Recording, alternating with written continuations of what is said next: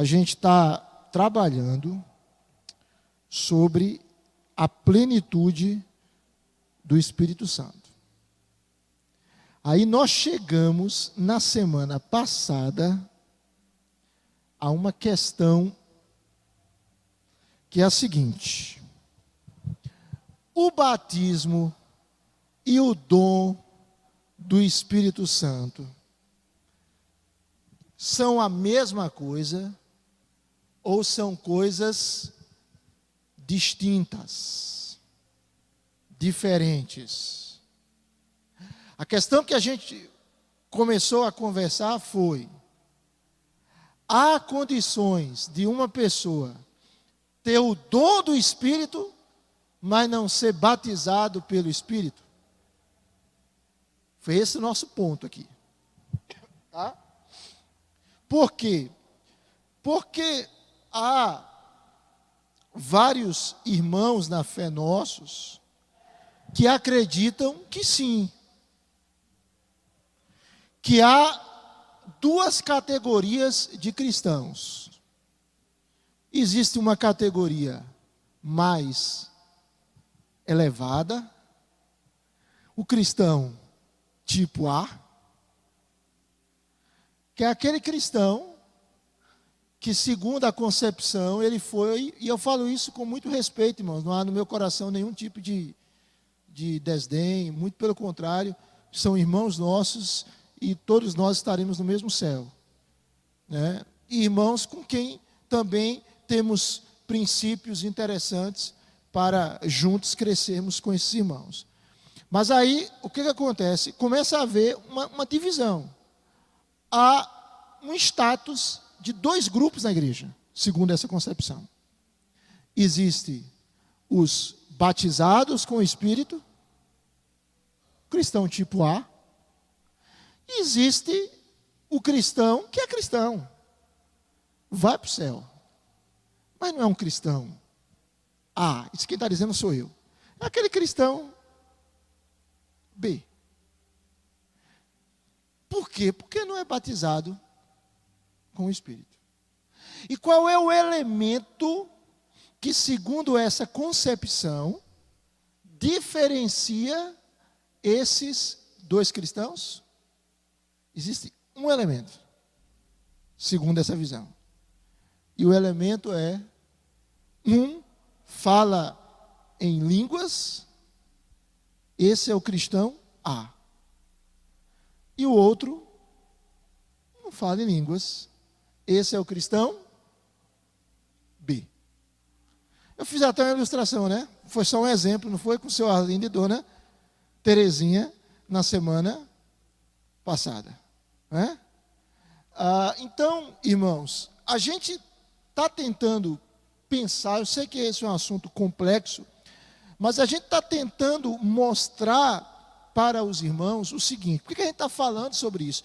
Porque a gente vai falar sobre plenitude do Espírito, sobre enchimento do Espírito, e a nossa tese, adiantando para os irmãos, que a evidência de que uma pessoa é cheia do Espírito não é meramente ela falar em uma língua desconhecida.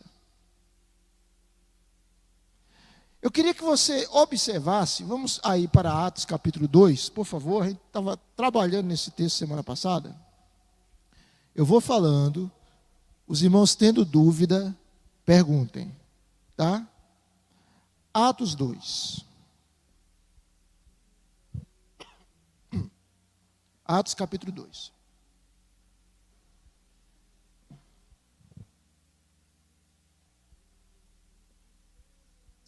Estamos aqui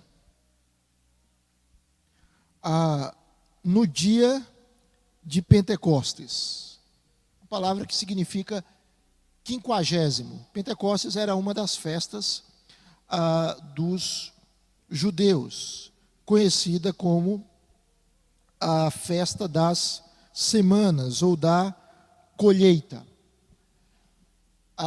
O Pentecostes era celebrado 50 dias depois da Páscoa. Estamos aqui no Pentecostes.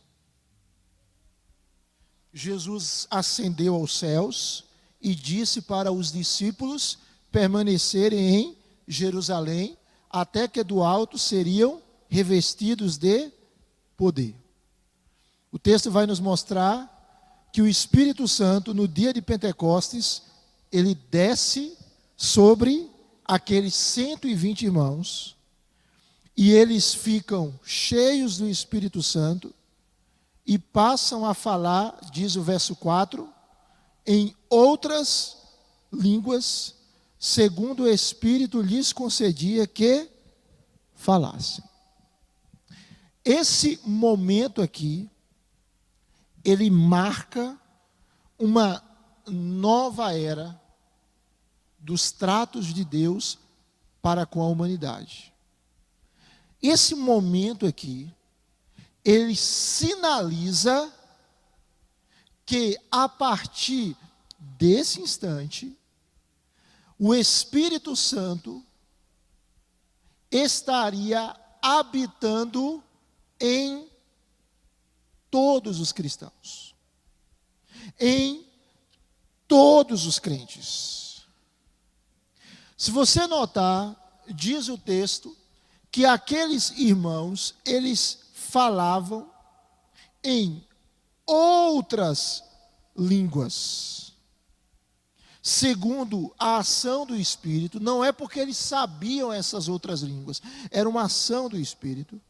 E se você notar a continuidade do texto, a continuidade do texto nos mostra que cada um, verso 6, observe na Bíblia, os ouvia falar como na sua o quê? Na sua o quê, irmãos? Própria língua. O que que isso aqui sinaliza? Isso aqui sinaliza a universalidade do Evangelho. Eu desconheço um outro momento aqui, mesmo tendo outros momentos, outros, entre aspas, Pentecostes, no livro de Atos, mas eu desconheço um outro momento histórico em que várias pessoas estavam falando em línguas e várias pessoas ouviam, e todas as pessoas que ouviam de diferentes regiões ouviam na sua própria língua. Como aconteceu aqui. Isso aqui estava sinalizando o seguinte, que o Evangelho, ele iria atingir diferentes povos. E essa realidade tem se cumprido. E pessoas de diferentes nações, etnias, com vários idiomas, iriam entender o Evangelho. E seriam salvos pelo Evangelho. Então nós temos em Atos 2 o seguinte, a realidade de que o Espírito Santo iria habitar em cada cristão, essa é uma realidade. A realidade de que os cristãos poderiam ser cheios do Espírito Santo, que a gente vai falar lá na frente. Porque uma coisa é dizermos que todo cristão, é assim mesmo, acontece. Uma coisa é dizermos que todo cristão verdadeiro tem o Espírito Santo, isso é uma coisa. Mas nem todo cristão verdadeiro é cheio do Espírito Santo. Isso é outra coisa. Tá? Isso é outra coisa. Está relacionado, mas é uma outra realidade. A gente vai ver lá na frente. Perceba. Então, nos mostra que o Espírito Santo seria habitação ou habitaria nos crentes. Segundo, nos mostra que Deus quer que nós sejamos cheios do Espírito Santo e nos mostra que o Evangelho iria atingir todos os povos. Tranquilo até aí? Alguma dúvida? Pode levantar a mão e perguntar. Não, aí pronto. Aí que é o ponto que eu estou que eu estou discordando, né?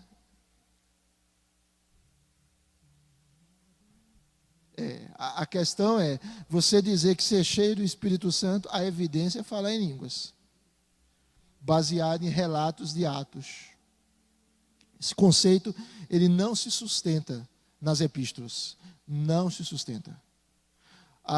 Nós temos aqui um momento singular. Semana passada eu falei sobre, se você perceber, eu comentei isso. Não sei se foi Sheila que me perguntou e eu comentei isso já no final. Se você observar, presta atenção, irmãos, para elucidar aqui. Se você observar Atos capítulo 2, o Espírito Santo desce sobre a igreja de onde? De onde? Jerusalém. Certo? Atos capítulo 1, versículo 8, se cumpre em Atos 2. Se cumpre parcialmente. Em que sentido? Eles recebem o poder ao descer sobre eles o Espírito Santo e eles vão ser testemunhas, mas não apenas em Jerusalém. Eles vão ser testemunhas também onde? Na Judéia, Samaria e até aos confins da terra. O Senhor está falando aqui para pessoas que tinham um conceito muito bairrista do Evangelho. Qual era o conceito deles? Que a salvação era algo para os judeus. Tanto que, quando Jesus diz no verso 5 de Atos 1, presta atenção para você entender. João, na verdade, batizou com água, mas vocês serão batizados com o Espírito Santo não muito depois desses dias. Não é isso que o texto diz? Qual é a pergunta que os discípulos fazem? Senhor, será este o tempo em que restaures o reino a Israel? Tem nada a ver uma coisa com a outra. Jesus está falando de outro assunto. Eles levantam uma questão que não tem nada a ver. Por que eles levantam aquela questão? Porque era isso que estava no coração deles. A preocupação deles era: nós somos dominados por Roma, mas nós somos o povo de Deus. E o povo de Deus não é para ser dominado por nação alguma. Então, Senhor, será esse o tempo em que nós seremos emancipados do domínio de Roma? É essa a pergunta. Veja que eles passaram 3 anos com Jesus, mas eles ainda não tinham entendido bem. Aí Jesus disse: não vos compete conhecer tempos ou épocas que o Pai reservou para a sua exclusiva autoridade, mas vocês vão receber poder. E esse poder que vocês vão receber será concomitante à descida do Espírito. Acontecerá com a descida do Espírito, e vocês vão ser minhas testemunhas. O Espírito Santo desce. Aquele momento vai marcar a nova era em que o Espírito Santo se torna o Deus que habita em nós, em que o corpo do crente se torna o templo do Espírito. Há as manifestações das línguas, manifestações legítimas. E naquelas manifestações das línguas, o Evangelho é anunciado. Pedro prega o sermão. Qual era a ideia de Deus, o conceito de Deus, para que o Espírito Santo descesse? É que eles tivessem poder para serem testemunhas em todos os povos. Só que eles eram bairristas. Então, o que Deus fez? Se você notar, Atos 1:8 é um esboço do livro de Atos. Porque se você for, vamos lá, calmamente, eu vou entrar nesse assunto aqui, eu não ia trabalhar isso aqui, mas é dentro do assunto. Se você observar calmamente, Atos capítulo 7 nos mostra o episódio de Estevão, a sua defesa e a sua morte. Estevão é apedrejado. O primeiro mártir da igreja, o diácono Estevão. E o texto vai nos mostrar que esse Estevão, ele era cheio do Espírito Santo. Depois a gente vai falar sobre isso. Note aí, no capítulo 8, diz o texto, verso de número 1, que naquele dia se levantou o que contra a igreja? Grande perseguição. E todos, exceto os apóstolos, eles foram dispersos. Lembra de Atos 1:8? Eles foram dispersos para onde? Judéia e Samaria. O objetivo é que eles fossem testemunhas na Judéia, na Samaria e até os confins da terra. Certo? Aí nós temos capítulo 8, versículo 4, a partir do 4, os dispersos iam pregando a palavra por toda parte, e aí vem a figura de Filipe, o missionário Filipe, o evangelista Filipe. Ele prega onde? Em Samaria. Em Samaria. E aí o texto vai mostrar, no verso de número 14 e 15, que os apóstolos ouviram que Samaria recebera a palavra de Deus. E enviaram Pedro e João para que orassem por aqueles irmãos, para que recebessem o quê? O Espírito Santo. Se a pessoa olha para esse texto e ela tem um argumento, está vendo, pastor? Está vendo? Há como ser crente e não ter o Espírito Santo. A gente vai ter que tirar da nossa Bíblia Efésios 1:13. A gente vai ter que tirar da nossa Bíblia Romanos 8, 14, 15 e 16. A gente vai ter que tirar da nossa Bíblia 1 Coríntios 3, 16 e 17. A gente vai ter que tirar da nossa Bíblia 1 Coríntios 6, 19. E por aí vai. Porque todos esses textos nos mostram que o crente, ele é selado pelo Espírito, Efésios 1:13. 1 Coríntios 3, 16, 1 Coríntios 6, 19. O crente é a habitação do Espírito. Romanos 8, 14, os crentes são guiados pelo Espírito. Romanos 8, 16, o Espírito testifica com o nosso Espírito que nós somos filhos de Deus. A gente vai ter problema com todos esses textos, porque todos esses textos vão mostrar que o Espírito Santo está no crente. O que aconteceu aqui? Eu não sei em detalhes o que aconteceu aqui, mas Deus, na sua soberania, Ele quis testificar para Pedro e João, que eram líderes, que eram apóstolos, que eram judeus. Deus aqui estava querendo testificar para eles o quê? Que a salvação não era somente para os judeus. E o que acontece? Eles recebem a palavra, o texto não traz detalhes sobre o estado do coração deles. O texto diz que eles receberam a palavra, e aí Pedro e João oraram por eles para que recebessem o Espírito Santo. E aquilo ali testificou que eles eram salvos. Testificou que eles eram salvos. Atos 8. Se você for para Atos 10, há um novo Pentecostes em Atos 10. E esse novo Pentecostes em Atos 10 atinge quem?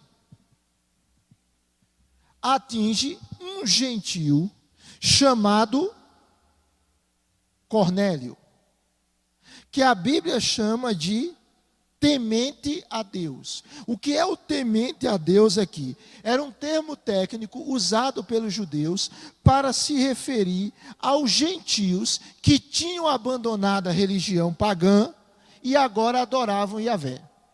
Eles não tinham se tornado judeus, eles não tinham se circuncidado, feito operação de fimose sem anestesia. Eles não tinham feito isso, mas eles tinham abraçado o judaísmo. Cornélio era assim. Se você notar o texto diz que Pedro tem uma visão, certo? Sobre um lençol que era baixado à terra, com 4 pontas, contendo toda a sorte de quadrúpedes, répteis da terra, aves do céu.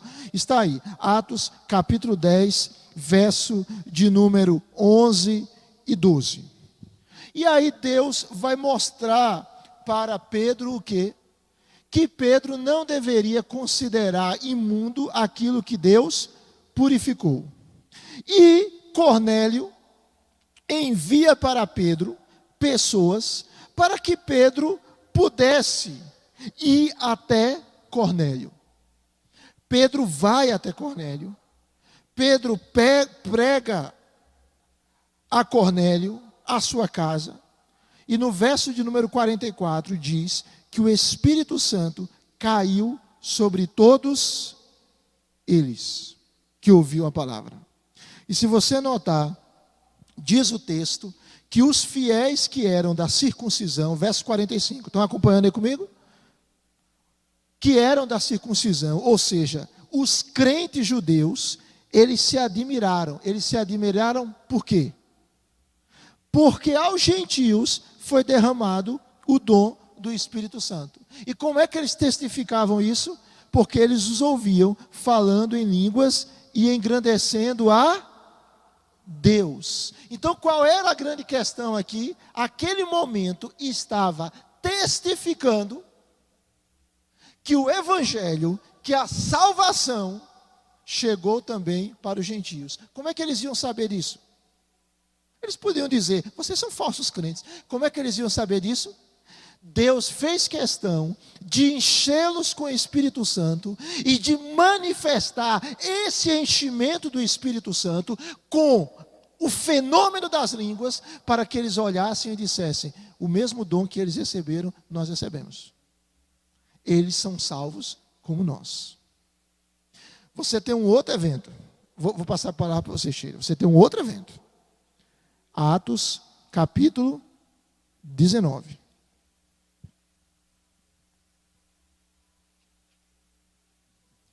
Nós estamos aqui em Éfeso. Nós estamos aqui no ambiente agora totalmente gentílico. Totalmente gentílico. E Paulo chega a Éfeso, acha alguns discípulos, e veja a pergunta de Paulo. Atos 19, versículo 2. A pergunta de Paulo é, vocês receberam o Espírito Santo quando vocês creram? A pergunta de Paulo é uma pergunta que traz um conceito. A pergunta de Paulo traz uma ideia. A ideia é, nós recebemos o Espírito Santo quando nós cremos. A resposta deles é, a gente nem mesmo ouviu que existe o Espírito Santo. Crente que nunca ouviu do Espírito Santo. Era a situação aqui. Então a gente não sabe, o texto não traz detalhes sobre o estado espiritual deles. Aí o texto diz que Paulo impõe as mãos sobre eles. E o Espírito Santo vem sobre eles. E eles falavam em línguas, e eles também profetizavam. Por que Deus fez isso? Deus os encheu com o Espírito Santo aqui. Veja que acontece concomitantemente aqui. Eles recebem o Espírito e são cheios do Espírito. E a evidência aqui de que eles são cheios do Espírito é que eles falavam em línguas e eles profetizavam. E qual foi o objetivo disso aqui? Isso serviu de prova, de evidência, de que o Espírito Santo tinha vindo também para os gentios, e não apenas para os judeus. Isso aqui era a continuidade do cumprimento de quê? De que Jerusalém, Judeia, Samaria e até os confins da terra ouviria o testemunho do Evangelho e seria salvo. Quando termina isso aqui, a gente não vê mais o evento. Eu estou falando isso com muita tranquilidade, irmãos, porque eu já disse para vocês que eu não sou sensacionista. Eu creio na contemporaneidade dos dons. Tá? Pessoas podem ser cheias do Espírito Santo e elas podem ter o fenômeno das línguas. Podem ter. Isso para algumas pessoas é um escândalo isso que eu estou falando. Mas eu não tenho dificuldade em crer nisso. Eu simplesmente não sou sensacionista porque a Bíblia não é sensacionista. Então eu não tenho dificuldade nenhuma em crer nisso.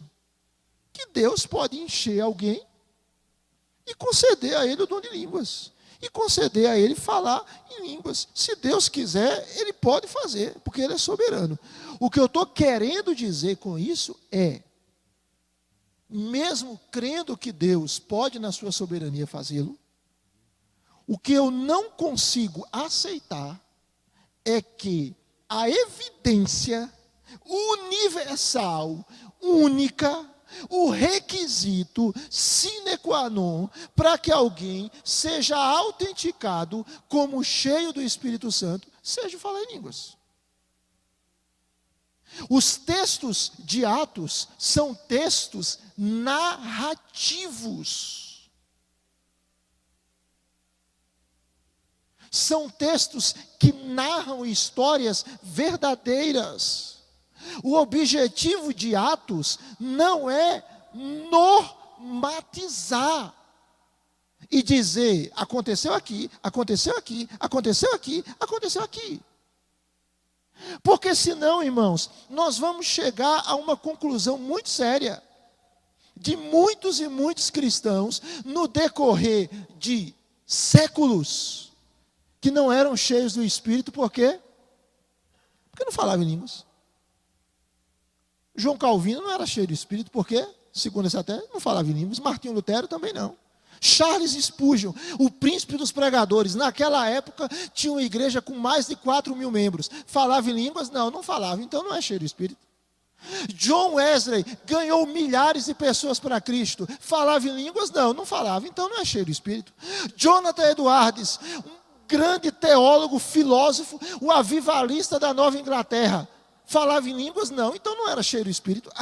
Se a gente afirmar uma coisa, a gente vai ter que levar esse negócio até o fim.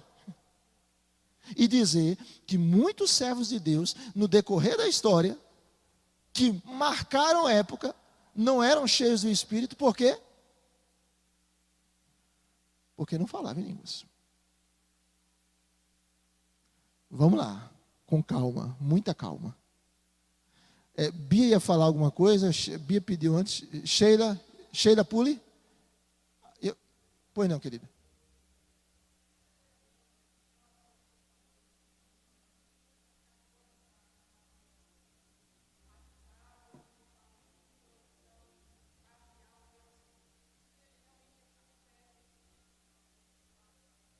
E eu não estou fazendo crítica aos irmãos, não. Eu estou apenas...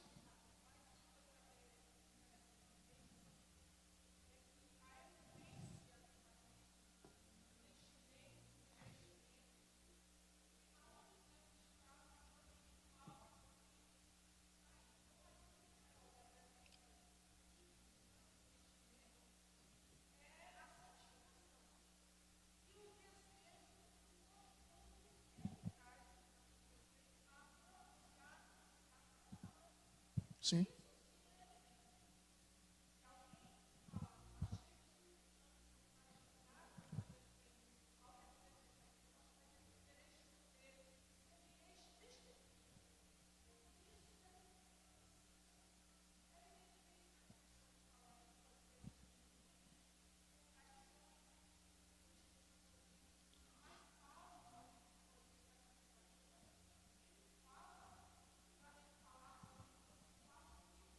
Sim.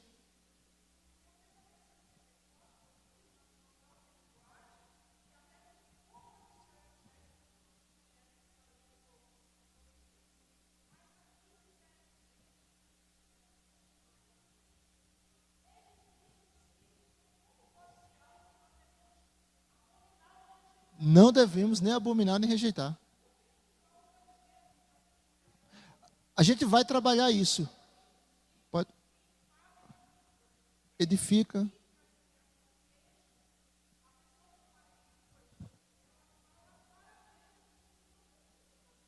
Não pode ser rejeitado. A gente vai, irmãos, presta atenção. Me lembro de algumas pessoas que dizem assim dos crentes: por que vocês não gostam de Maria? A gente não tem nada contra Maria, a gente ama Maria. Maria foi escolhida para ser a mãe do Senhor Jesus, está nos céus, como os outros crentes. A gente só não idolatra Maria. A gente não acredita que Maria seja mediadora. A gente não acredita que devemos pedir à mãe que o filho atende. Mas nós não temos nada contra Maria. Ela é nossa irmã. Tá certo? Então, o meu argumento aqui, eu não tenho nada contra o dom de línguas, muito pelo contrário. Tá certo, irmãos? Eu estou naquele meio que eu não sou nem sensacionista, nem sou pentecostal. Aí pronto, então eu não consigo agradar nem a um nem a outro. Então, assim, eu nem sou sensacionista, eu creio na contemporaneidade dos dons por uma razão. Me mostre um texto na Bíblia que diga que os dons cessaram. Não há um texto na Bíblia.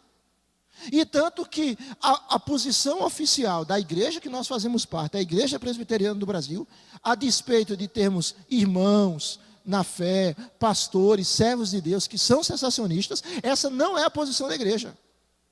A igreja hoje, ela não é sensacionista. Certo? Então, eu creio nos dons.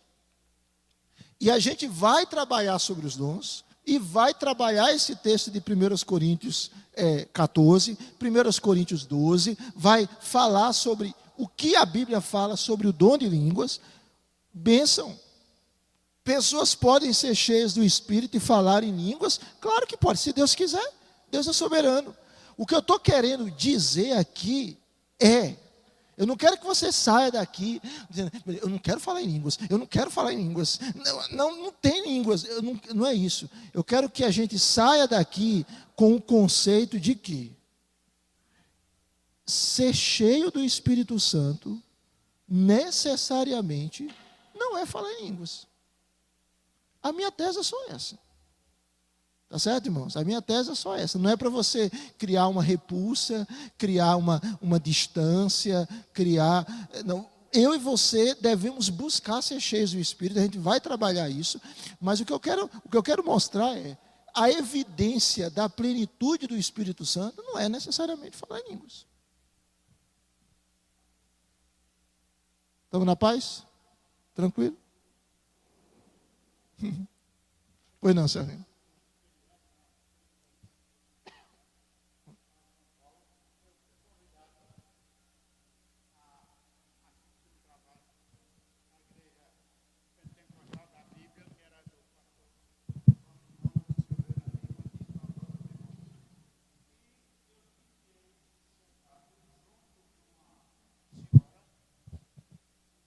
Uma senhora nova que estava grávida e enquanto o pastor pregava, ele fez uma pausa e essa senhora se levantou e ficou muito pálida, ficou quase da cor da cal da parede assim, e começou a falar em língua. Eu não entendia nada, mas imediatamente levantou-se um irmão e começou a interpretar. E eu fiquei satisfeito com a interpretação dele, né? Eu não entendia uma só palavra e estava com medo. Eu fiquei meio apavorado, com medo da coisa, né? Mas depois que ele começou a interpretar, eu vi que ele estava falando certo. Vamos lá, tá bom?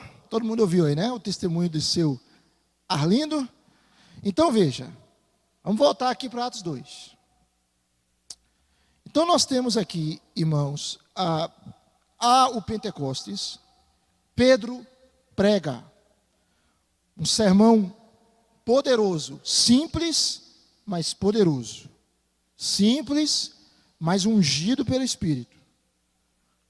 Pedro prega E aí há uma pergunta. Veja aí, verso 38.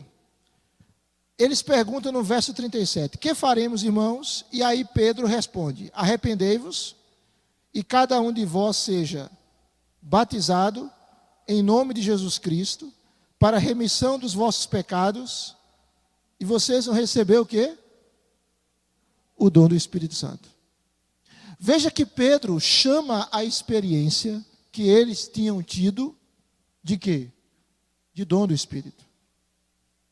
E eles iriam receber o dom do Espírito, ou seja, a presença do Espírito, se eles se arrependessem dos seus pecados. E, consequentemente, o arrependimento deles seria autenticado, ou seria sinalizado pelo batismo. Semana, no nosso treinamento, na quinta-feira, uma irmã estava conversando sobre, às vezes, situação de pessoas que estão na igreja e não querem ser batizados. E eu disse, eu estranho muito isso. Como é que eu estou na igreja, há não sei quanto tempo, mas eu não quero me tornar membro da igreja? Como é que eu estou na igreja, mas eu não quero me batizar na igreja? Como é que eu estou na igreja, mas eu não quero me identificar com o povo de Deus? Eu não quero me identificar com o corpo de Cristo. Eu não quero. Então eu fico lá. Então, há algum problema aí. Há alguma situação a ser resolvida na mente daquela pessoa. Se aquela pessoa acha que aquela igreja não é saudável, por que ela frequenta aquela igreja? Ele diz, não vou me batizar aqui não, porque eu acho que a igreja não é saudável. Então, por que ela frequenta? Por que ela não procura uma igreja que ela entenda que é saudável? Se aquela pessoa diz, não, eu não vou me batizar, por quê? Porque ela não concorda com o batismo, e o que Jesus disse? Se aquela pessoa pensa, eu não vou me batizar, porque eu ainda não estou preparado. Vai estar preparado quando? A pessoa tem convicção de que é salva, de que é crente, de que foi lavada e remida pelo sangue do Cordeiro? Obviamente não é uma comparação precisa, mas imagine alguém que diz assim, nós vamos namorar, mas que ninguém fique sabendo. A gente fica às escondidas. E aí passa 1 ano, 2 anos, 10 anos, vamos casar. Casar nada, está tão bom assim. Você vive a sua vida, eu vivo a minha vida. O casamento é a manifestação concreta de que eu quero ter uma aliança com você. O batismo é a manifestação concreta de que alguém está dizendo, eu quero ter uma aliança. Aliás, eu estou em uma aliança com Deus. A confissão de fé diz que o batismo é o sinal, é o selo da nossa união com Cristo. Então, Pedro diz que aqueles irmãos, se eles se arrependessem, eles iriam receber o dom do Espírito. Perceba, irmãos, expressões diferentes que descrevem a mesma coisa. Olha aí na sua Bíblia. Verso de número 5 de Atos 1. Pedro fala, batizados com o Espírito. Atos 1:5. Atos 1:4. Jesus fala, batizados com o Espírito. Atos 1:4. A expressão é a promessa do Pai, que é o derramamento do Espírito. Atos 2:17. Por favor. Atos 2:17. O texto fala que aquilo que aconteceu com aqueles irmãos foi o cumprimento da promessa de Joel. Joel 2, verso 28, a partir do versículo 28. E Pedro cita o texto e chama aquela experiência de derramamento do Espírito. Veja que dom do Espírito, promessa do Pai, batismo do Espírito, derramamento do Espírito, estão sinalizando uma experiência. Vá, por favor, para Atos capítulo 11. Atos capítulo 11.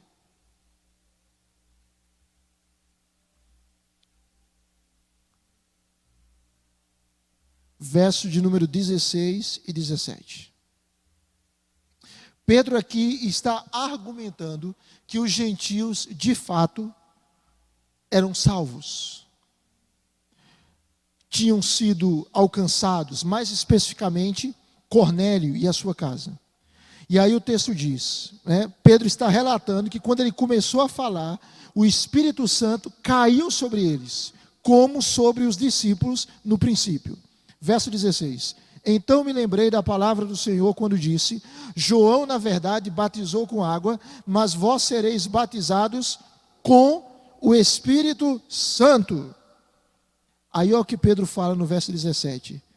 Pois se Deus lhes concedeu o mesmo, o quê?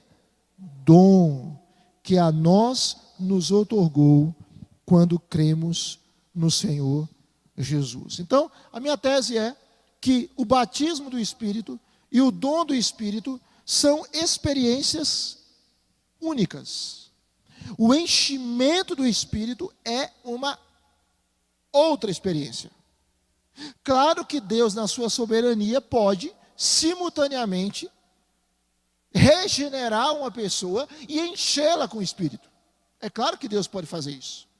Mas ter o Espírito Santo é uma coisa. Ser cheio do Espírito Santo é outra coisa. Isso aqui tem um pouquinho de água. Está vendo? Bem pouquinho. Esse copo tem água, não tem? Tem água. Mas esse copo não está cheio de água. Não é a mesma coisa. Ter o Espírito e ser cheio do Espírito Santo. A gente vai trabalhar essa questão. Então, irmãos, quando nós falamos do batismo do Espírito, nós estamos nos referindo a uma bênção que nós recebemos quando somos salvos. Quando nós falamos de ser cheios do Espírito, de sermos plenos do Espírito, é uma realidade que nós devemos nos apropriar continuamente e crescentemente desse dom. Ou seja, os crentes, nós crentes, devemos buscar ser cheios do Espírito. E só adiantando aqui, o que é ser cheio do Espírito? É ser controlado pelo Espírito. O que é ser cheio do Espírito? É ser governado pelo Espírito. O que é ser cheio do Espírito? É ter o poder do Espírito de uma maneira mais ampla na vida. Perceba, irmãos, que o objetivo de Deus ao encher aqueles irmãos com o Espírito Santo, mesmo havendo muitos sinais maravilhosos, mas qual era o objetivo central? Qual era o objetivo central? Anunciar o Evangelho. A questão é quando nós estamos tão preocupados com o sinal, que não nos preocupamos com aquilo que o sinal revela. A questão é quando nós estamos tão preocupados com o fenômeno, que não nos preocupamos com aquilo que o fenômeno anuncia. Qual é o grande objetivo de sermos cheios do Espírito Santo? É vivermos a vida de Deus. É termos o poder de Deus. É testemunharmos a esse mundo carente que ele precisa do Evangelho. Que ele precisa do Evangelho. Seja esse ser cheio do Espírito Santo com línguas ou sem línguas, de acordo com a vontade de Deus. Seja esse ser cheio do Espírito Santo com fenômenos sobrenaturais ou sem fenômenos sobrenaturais. O mais importante é a essência. O que está acontecendo no meu coração? O Espírito Santo está me enchendo. E eu vou testemunhar de Cristo. Então veja, o batismo ou dom do Espírito é uma bênção dessa nova era iniciada por Cristo. O batismo ou dom do Espírito é algo que Deus concede a todos os crentes. Volte aí para Atos 2, por favor. Volte para Atos 2. Oi, Cris. Oi. Pois não? Quer o microfone?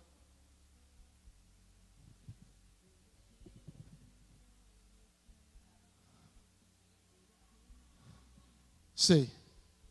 Certo. Certo. Certo.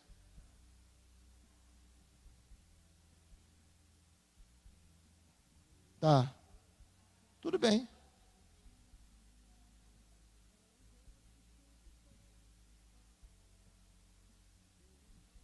Ah.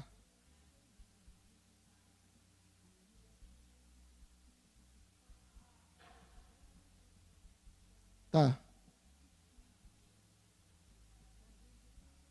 Tá. Certo.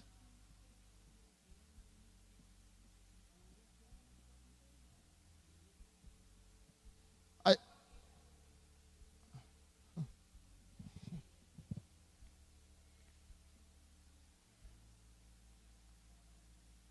ah, tá.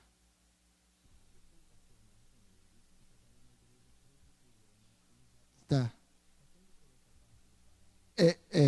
Em Samaria. Cornélio foi Pedro.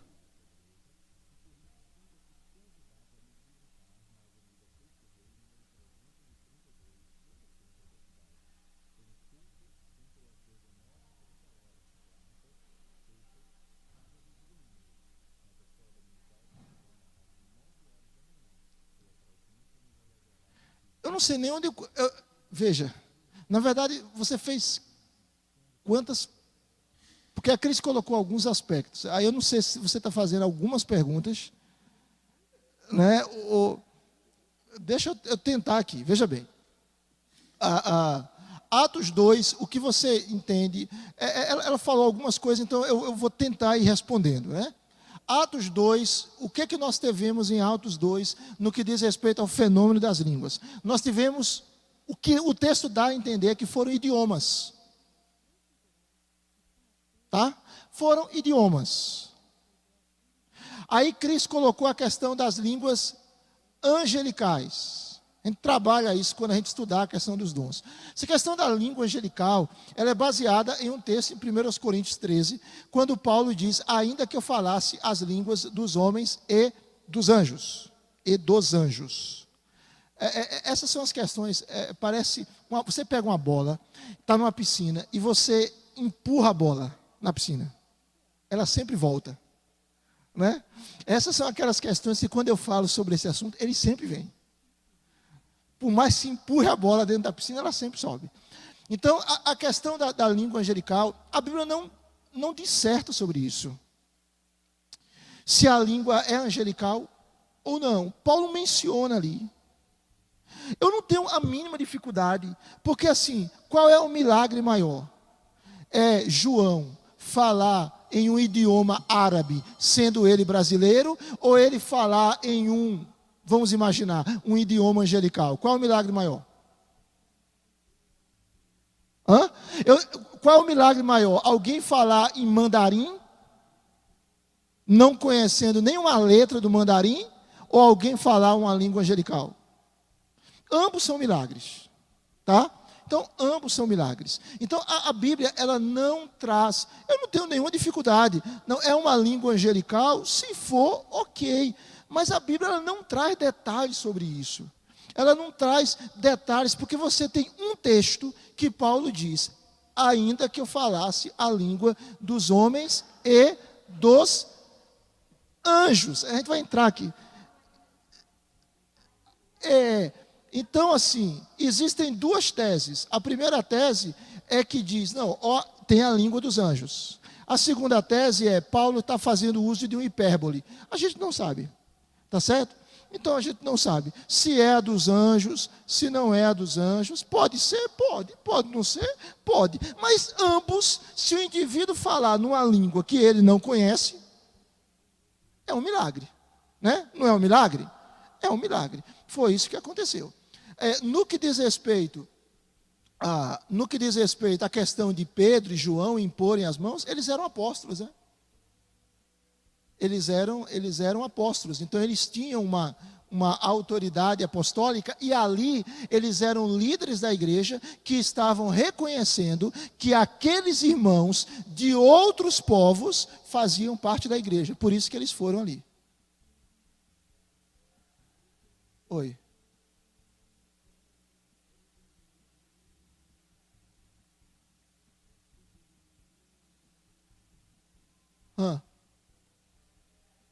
Não sei. Cristo está perguntando, aquilo ali de falar em outros idiomas, morreu naquela época? Não sei. Não há nenhum texto que mostre que morreu. O que a gente precisa entender, irmãos, é o elemento da soberania de Deus em agir na igreja dele como ele quer. O que é importante entendermos é que o dom de línguas, por mais espetacular que ele seja, e é, por mais sobrenatural que ele seja, e é, a gente precisa ter o nosso coração descansado no Senhor concernente a isso. Ele é um dom que tem uma função no corpo de Cristo, que tem um propósito no corpo de Cristo, que deve ser usado publicamente, desde que haja intérprete, para que a igreja receba a edificação. Estou adiantando o conteúdo. Se não houver intérprete para que a igreja receba a edificação, a pessoa tem que falar ela e Deus, somente ela e Deus, e o espírito dela é edificado. Glória a Deus por isso. Mas esses detalhes, é angelical, não é angelical, não tem como a gente saber, porque só há uma passagem que diz lá, ainda que eu falasse a língua dos homens e dos anjos. Então não dá para a gente cravar e dizer, essa língua é angelical. Eu não sei. Pode ser, pode não ser. A questão dos idiomas, aquele momento foi específico, só aconteceu ali. Não sei. Não tem como a gente comprovar isso. Por quê? Porque você não vê Paulo trabalhando e dizendo, aconteceu ali e parou ali. A gente não sabe. Tá? Respondi? Joia. Vamos ter que encerrar, né? Alguém ia fazer uma pergunta? Esse assunto, ele é frenético.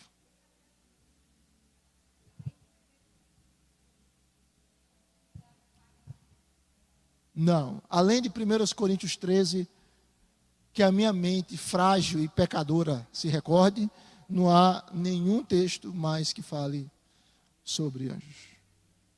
Nenhum.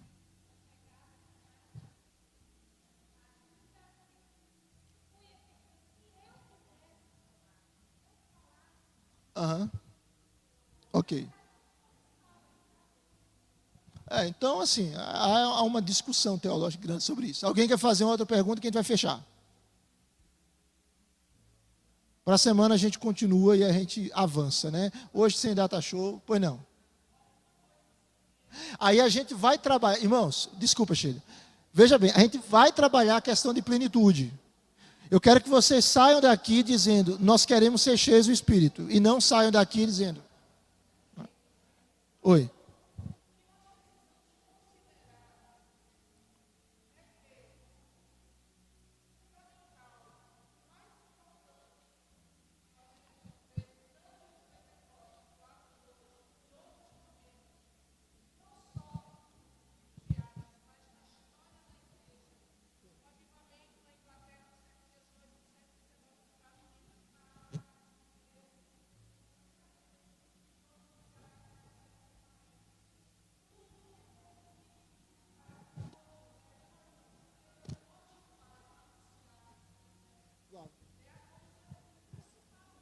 Sim. Sim. Sim. Então, entenda o conceito da soberania de Deus, que Deus age conforme a vontade dele. Entenda o conceito que o indivíduo é batizado pelo Espírito no momento que ele é convertido ao Senhor, e agora ele é chamado para ser cheio do Espírito. E aí eu concluo, porque é isso que a gente vai trabalhar na próxima semana. Ser cheio do Espírito, presta atenção nisso. A gente passou do tempo, eu vou encerrar. Ser cheio do Espírito, no Novo Testamento, não deve ser uma exceção. Deve ser a regra. Tá? ser cheio do Espírito no Novo Testamento não é uma exceção. Não é alguma coisa que diga, eu sou crente, mas eu não quero ser cheio do Espírito, não. Como é que você não quer ser cheio do Espírito Santo? Você é crente mesmo? Sou. Então o crente ele tem que querer ser cheio do Espírito. Ele tem que querer que o Espírito Santo governe ainda mais a vida dele. Então, ser cheio do Espírito Santo é uma norma de Deus. E a gente vai observar na próxima semana servos de Deus que foram cheios do Espírito.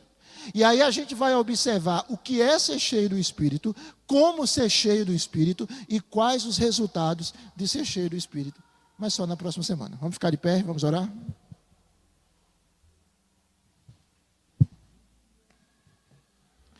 Deus, nós te agradecemos por abrirmos a tua palavra. Nós não somos dignos. Nós não somos dignos. Mas obrigado pela graça que o Senhor nos dá de abrir a tua lei, abrir o teu evangelho, abrir a tua palavra e lê-la. Ensina-nos, Senhor, a te amar mais. Ensina-nos a ter o coração mais aberto à tua verdade.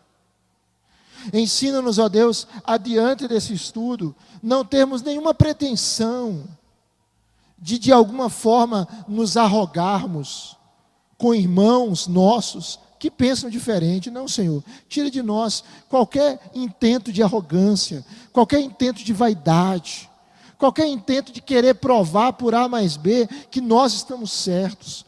Ó Deus, dá-nos um coração humilde e que queira simplesmente estar submisso à tua palavra. E que queira simplesmente ser cheio de Ti. E que queira simplesmente andar no Espírito. Viver no Espírito. Ser guiado pelo Espírito. Ser cheio do poder do Espírito. Dá-nos essa graça. Dá-nos a graça de vivermos uma vida cristã excelente. Não a vida cristã medíocre. Não a vida cristã mesquinha. Porque vida cristã não é para ser mesquinha nem medíocre. Dá-nos a graça de vivermos uma vida cristã abundante, uma vida cristã poderosa, uma vida cristã viva, uma vida cristã ativa, uma vida cristã que reflita Cristo nesse mundo. E para isso nós precisamos que o Senhor nos encha. E para isso nós precisamos que o Teu Espírito que habita em nós haja ainda mais no nosso coração. E esse é o nosso desejo, Senhor. Essa é a nossa oração. Nós vivemos em um mundo perdido. Quantas influências malignas, quantas tentações, quantas provações, quantos problemas. Então nós precisamos, ó Deus, de uma igreja cheia do Espírito, porque é a igreja cheia do Espírito que vai fazer diferença nessa geração. É a igreja cheia do Espírito que vai impactar o mundo. É a igreja cheia do Espírito que vai cumprir a missão de Deus. É a igreja cheia do Espírito que vai ainda desfrutar mais e mais daquilo que o Senhor tem para nós. Então ajuda-nos, que sejamos assim. Aplica a Tua palavra em nosso coração, em nome de Jesus. Amém, Senhor. Irmãos, bom dia a todos. Até às 18 horas, se Deus quiser. Deus nos acompanhe.